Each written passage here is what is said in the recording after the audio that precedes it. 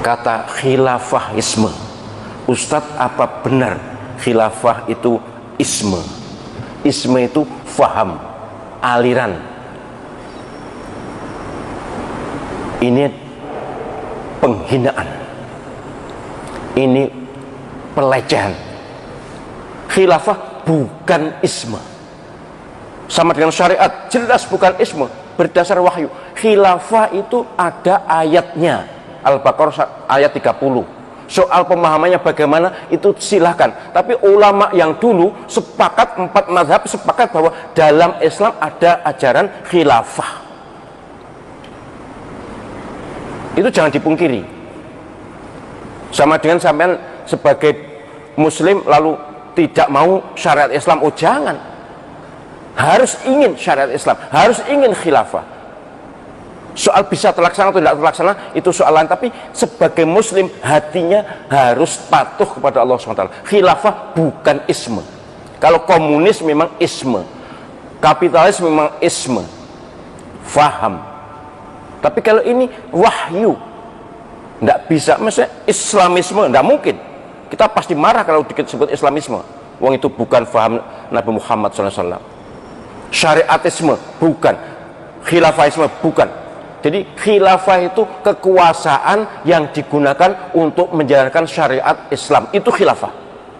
Biar tingkatan desa, kecamatan, kabupaten, provinsi, nasional, bahkan kalau mungkin internasional, monggo soal pemahamannya. Tetapi khilafah ada di kitab-kitab fikih. Khilafah disepakati sebagai bagian dari cara menata masyarakat Islam. Khilafah adalah media untuk memimpin umat ini menjalankan hukum Allah Subhanahu wa Ta'ala. Apa negeri ini khilafah? Ya, terserah. Jika pemimpinnya menerapkan hukum-hukum yang tidak bertentangan dengan Al-Quran dan hadis, maka itu hukum Islam, maka itu khilafah. Sekali lagi saya ulangi, hukum Islam atau hukum Allah adalah segala ketentuan yang yang bersumber dan atau tidak bertentangan dengan Al-Quran dan hadis. Bersumber dari Quran itu hukum Allah, bersumber dari hadis itu hukum Allah. Tidak bertentangan dengan Al-Quran, hukum Allah. Tidak bertentangan dengan hadis, hukum Allah, walaupun tidak bersumber dari Al-Quran dan hadis. Namanya maslahah mursalah, namanya istihsan. Itu istihsan Imam Abu Hanifah, maslahah mursalah Imam Malik.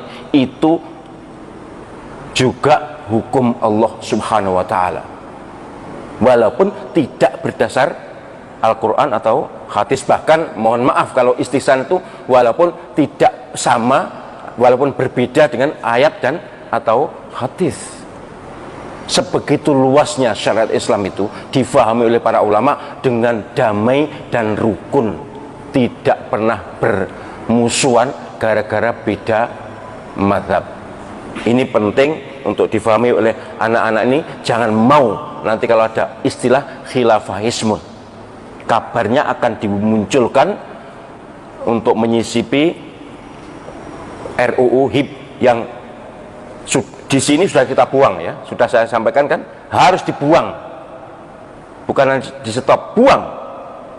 Mengapa? Karena memfasilitasi munculnya komunisme, mereduksi, mengurangi Pancasila, bahkan kemudian memberi fasilitas pada faham liberalisme, radikalisme, dan mengingkari sejarah kemerdekaan bangsa Indonesia.